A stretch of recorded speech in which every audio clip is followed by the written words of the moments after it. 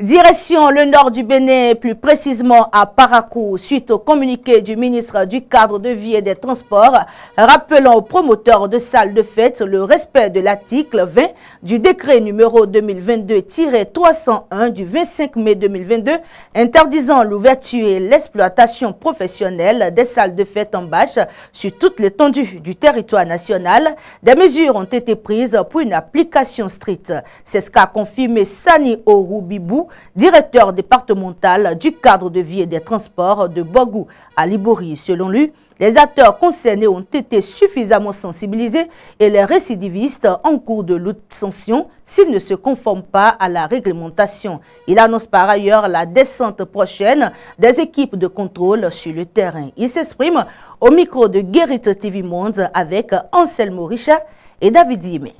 Pour ce qui est principalement des salles de fête en bâche, je crois que c'est l'article 20 qui stipule que c'est interdit sur toute l'étendue du territoire national. Et en même temps, à la suite de cet article, je crois que les articles 23 et 24 précisent bien sûr, avait donné un délai de 6 mois à partir de l'entrée en vigueur du décret.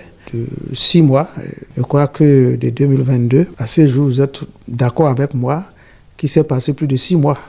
Donc le communiqué du ministre n'est qu'un rappel. Oui, c'est une réalité, nous ne pouvons pas dire de façon exhaustive que nous connaissons là où c'est sale.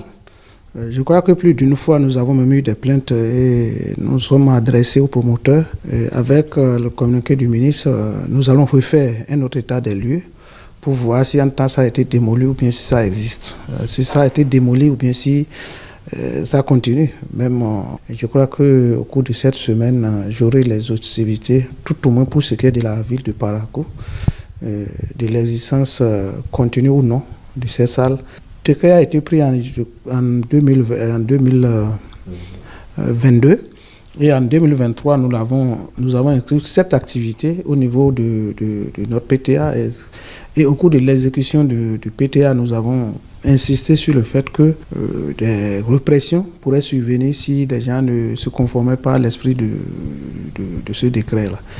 Donc je crois que le communiqué du ministre vient à la fois rappeler à l'ordre ceux qui continuent avec de telles pratiques, mais en même temps, nous, acteurs, de nous appeler chacun à ce qui le concerne, à nos devoirs, à savoir la direction départementale du cadre de vie et des transports, mais aussi la mairie, puisque vous n'êtes pas sans savoir que c'est la mairie qui donne les autorisations pour l'installation de ces genres d'établissements. Le décret dont nous parlons a prévu les sanctions, les sanctions allant des amendes à la prison ferme. Donc, et avant d'en arriver là, il y a toute une pile de décisions, de dispositions que nous prenons, des rappels à l'ordre, des sensibilisations, des mises en demeure.